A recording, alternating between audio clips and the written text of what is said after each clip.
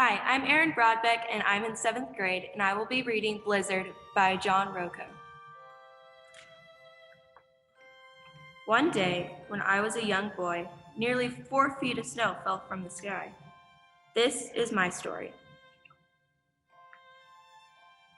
The first flake fell right before recess. It was followed by many, many more. The wind whipped up, and school closed early. By the time my sister and I got home, the snow was already over our boots. The snow continued to fall through the night, and I thought it would never stop. The next morning, the snowdrifts were so high we couldn't open our front door, so we went out the window instead. We laughed as we sank into the deep frozen powder. But walking was hard. It was like trying to move through white quicksand. Every few steps I had to stop and rest. It was even too deep for our sled.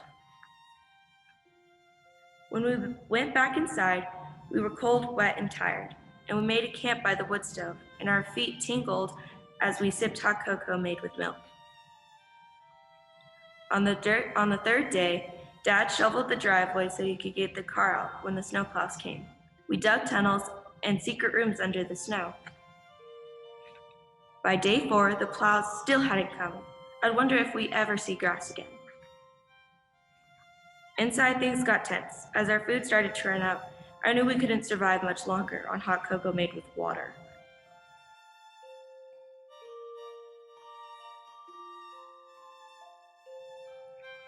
On day 5, I realized it was up to me to take action. I was the only one who had memorized the survival guide. I was the only one who knew what equipment was required. I was the only one light enough to walk on top of the snow. On day 6, I made a list. I prepared the sled, then I set off. My usual landmarks were covered by snowdrifts, but I managed to check in with the neighbors on my long journey.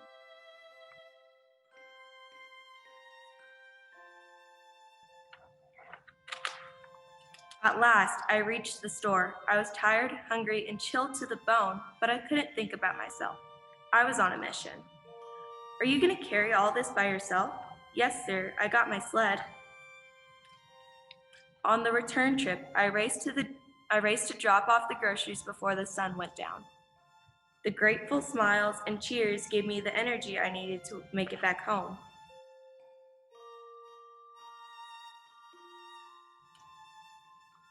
That night, we all had hot cocoa made with milk, and it never tasted better. But there was something else we still needed. Snowplows! It looked as though we would see civilization again after all. Guess we'll have to go back to school tomorrow. We had survived the blizzard. The end.